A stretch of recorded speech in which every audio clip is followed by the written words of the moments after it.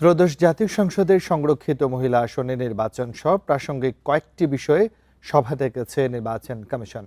সংরক্ষিত নারী আসনের নির্বাচনের তফসিল চূড়ান্ত হতে পারে এই সভায়। এ নিয়ে আরও জানাতে রাজধানীর আগারগাঁওয়ের নির্বাচন কমিশন ভবন থেকে যোগ দিচ্ছেন সহকর্মী সুলতানা জাহান মিতু।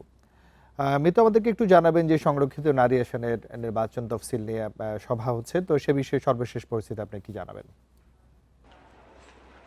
দেখুন, আজকে সংরক্ষিত নারী আসনই মূলত মূল বিষয়। নির্বাচন কমিশনের যে সভা অনুষ্ঠিত হচ্ছে সেখানে আলোচ্য সূচির মধ্যে এছাড়া আরও কয়েকটি বেশ গুরুত্বপূর্ণ বিষয় নিয়েও নির্বাচন কমিশন আলোচনায় বসেছে। তবে আজই সভা শেষে সংরক্ষিত নারী আসনের তফসিল অর্থাৎ ভোটের তারিখ ঘোষণা করতে পারে নির্বাচন কমিশন। সেই বিষয়ে জোর সম্ভাবনা আছে, কেননা 200-র বেশি সার্ভিস ও ফিচারে লেনদেনের সব বিকাশ অ্যাপে সম্ভব।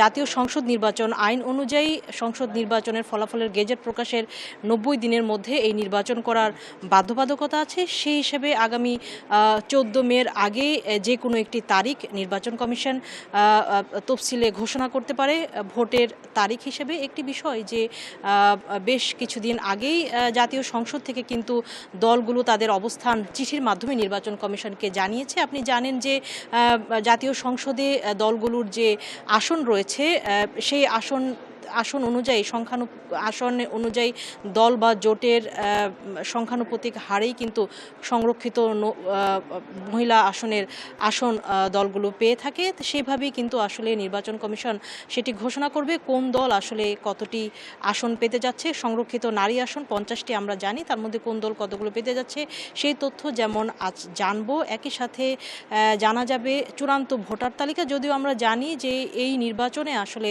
সংসদ সদস্যরাই ভোটার হয়ে থাকেন এবং সংসদ সদস্যদের সংখ্যাটাও আমরা জানি, তারপরও নির্বাচন কমিশন থেকে আনুষ্ঠানিকভাবে ভোটার তালিকা ঘোষণা করবার বিষয় আছে।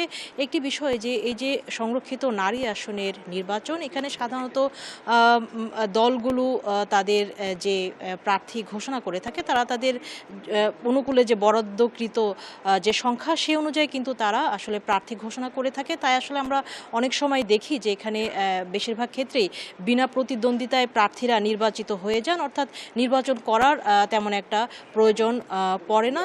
তবে তার জন্য সেই সংখ্যাটি জানার জন্য আসলে অপেক্ষা করতে হবে একেবারে প্রার্থিতা প্রত্যাহারের শেষ দিন পর্যন্ত। আজ যদি নির্বাচন কমিশন তফসিল ঘোষণা করে দেয় তারপর থেকে কিন্তু দলগুলো তাদের প্রার্থীদের মনোনয়ন দেওয়ার আনুষ্ঠানিকতা শুরু করবে এবং নির্বাচন কমিশন যে রিটার্নিং অফিসারদের নিয়োগ করবেন তারাও কিন্তু নির্বাচনী কার্যক্রম শুরু করবে।